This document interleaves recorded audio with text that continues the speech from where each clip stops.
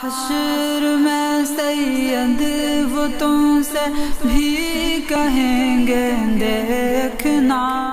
کیا فاتحہ نیاز وغیرہ کرنا جائز ہے؟ تو دیکھیں، سب سے پہلے یہ بات جان لیں کہ 4 طریقے ہیں جس کی وجہ سے اسلام کی چیزیں ثابت ہوتی ہیں: قرآن، حدیث، اجماع امت، اجماع امت، اجماع امت، اجتہاد، اور ان چاروں کے اندر فاتحہ کا کہیں سے کہیں تک ذکر نہیں ہے۔ اور اجماع اس طرح سمجھ لیں کہ جیسے کوئی ایک مسئلہ ہے، اس کے اوپر ہر دور کے سارے علماء متفق ہیں کہ یہ مسئلہ درست ہے، یعنی 100 سال پہلے کے علماء کا بھی اس پہ وہی رائے تھا کہ وہ جائز ہے یا ناجائز، 200 سال پہلے کے علماء کی بھی اس پہ وہی رائے تھی، 300 سال پرانے، حتیٰ کہ ہزاروں سال تک علماء کی اس پہ ہر دور میں اس علماء نے اس مسئلے کے اوپر رائے قائم کی، اور ان کی جو رائے ہے تو اس کو کہیں گے علماء کا اجماع ہونا۔ اجماع کی ایک مثال آپ سمجھ سکتے ہیں کہ جیسے تقلید کے بارے میں علماء کا اجماع ہے، ہزاروں سالوں سے ہر دور کے عالم دین اہل سنت، علماء اہل سنت نے اس بات کو مانا ہے کہ تقلید کرنا جو ہے وہ لازم ہے، لہٰذا تقلید کو لازم سمجھنا یا اس کو واجب قرار دینا، یہ جو ہے وہ اس پہ علماء کا اجماع ہے۔ آپ کہہ سکتے ہیں کہ اس پہ علماء کا جو ہے وہ اجماع ہے۔ اور اجماع یہ ہوتا ہے کہ جیسے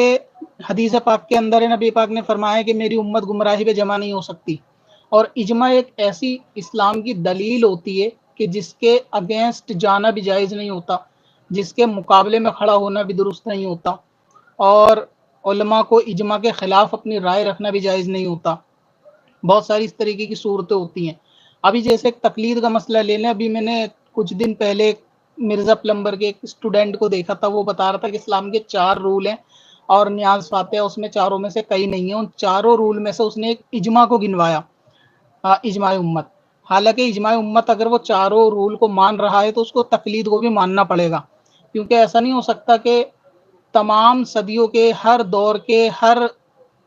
زمانے کے علماء کسی مسئلے پر غلط ہو جائیں اور وہ غلطی میں سب جمع ہو جائیں، یا ساری امت جس مسئلے پہ غلطی میں جمع ہو جائیں۔ آسان زبان میں سمجھیں کہ ابھی کہتے ہیں کہ بھئی تقلید کرنا واجب ہے، تقلید کرنی چاہیے چاروں اماموں میں سے کسی ایک امام کی،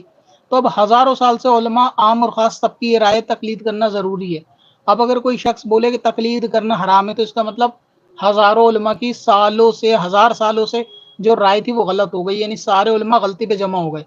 تو یہ ایک طریقے سے اجماع کے خلاف بات ہوتی ہے۔ تو اجماع وہ ہوتا ہے کہ جس کے خلاف مسئلہ نہیں ہو سکتا، اس لیے اس کو دلیل مانا جاتا ہے۔ موسٹلی عقائد میں ہوتا ہے، لیکن مسائل کے اندر بھی جو ہے وہ اجماع ہوتا ہے۔ تو تقلید کرنا جیسے اس کو علماء کا اجماع ہے، اب کوئی اسے کہے کہ یہ غلط ہے، تو اس کا مطلب وہ یہ کہنا چاہ رہا ہے کہ ہزاروں سالوں سے عالموں نے غلط مسئلے کا جواب رکھ رکھا ہے اپنے پاس کہ تقلید ضروری ہے، تو ہزاروں سالوں سے وہ علماء غلط نہیں ہو سکتے، لہٰذا ان کا جمع ہونا غلطی پر یہ بہت زیادہ محال ہے۔ تو اس وجہ سے کہتے ہیں کہ امت گمراہی پہ جمع نہیں ہوتی، جس مسئلے پہ امت کے علماء کا اتفاق ہو گیا، اجماع ہو گیا، تو اس کے اوپر غلطی کی گنجائش نہیں ہوتی، تو اس کو اجماع کہتے ہیں۔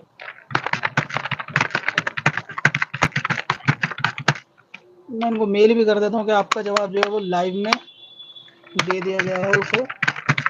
ضرور سنیں، کیونکہ اب ضروری ہے جس بندے نے میل کیا ہو وہ لائیو دیکھ بھی رہا ہو، تو ہو سکتا ہے پھر وہ بعد میں سوچے کہ میرا جواب اب تک نہیں آیا اور وہ لائیو نہ دیکھے۔ اب اپنی ویب سائٹ بلاگ کے لیے ہوسٹنگ خریدیں قادری-hosting.com سے اور پائیں سب سے سستی SSD اور کلاؤڈ ویب ہوسٹنگ،